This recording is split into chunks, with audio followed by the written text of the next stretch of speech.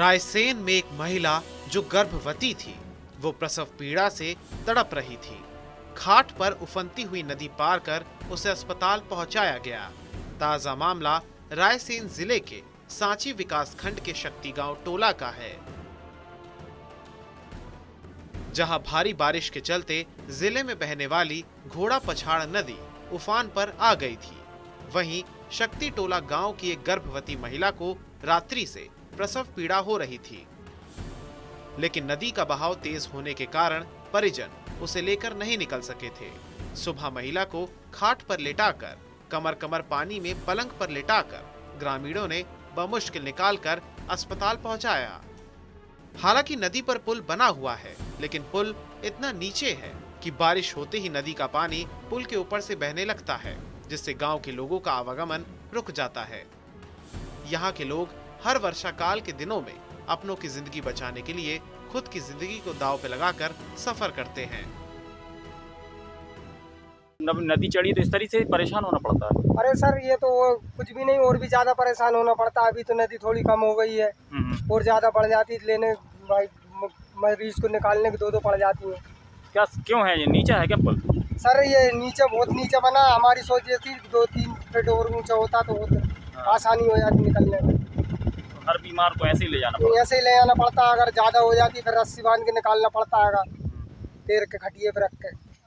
गांव की दुल्हन है। हाँ हाँ, क्या समस्या है? डिलीवरी होना है जी।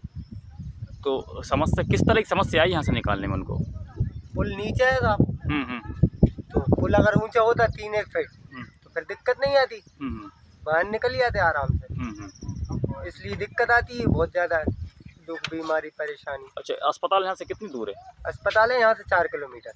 अच्छा, तो अब ऐसे में जैसे अब नदी चढ़ी है तो इसी तरीके से ले जाते हैं हर बीमार को? इसी तरीके से ले जाते हैं। रायसेन जिले के सांची विकासखंड के अंबाड़ी पंचायत के अंतर्गत आने वाले शक्ति टोला गांव में एक 22 वर्षीय महिला रिबोजा पत्नी आसिफ खान को देर रात्रि से प्रसव पीड़ा हो रही थी, लेकिन गांव के रास्ते में पड़ने वाली घोड़ा पछाड़ नदी पुल के काफी ऊपर से नदी जा रही थी। सुबह जब जलस्तर थोड़ा कम हुआ तो कहीं जाकर ग्रामीण नदी के पुल के ऊपर से बह रहे कमर कमर पानी से महिला को खाट पर रखकर नदी के पार लाए और फिर घंटों 108 एम्बुलेंस का इंतजार करना पड़ा, लेकिन एम्बुलेंस पीड़िता तक नहीं पहुंच सकी। तो फिर परिजनों ने पीड़िता को खाट पर ही अस्पताल ले जाने का फैसला किया। रास्ते में 108 एम्बुलेंस मिलने पर पीड़ित महिला को दीवानगंज प्राथमिक स्वास्थ्य केंद्र में लाया गया।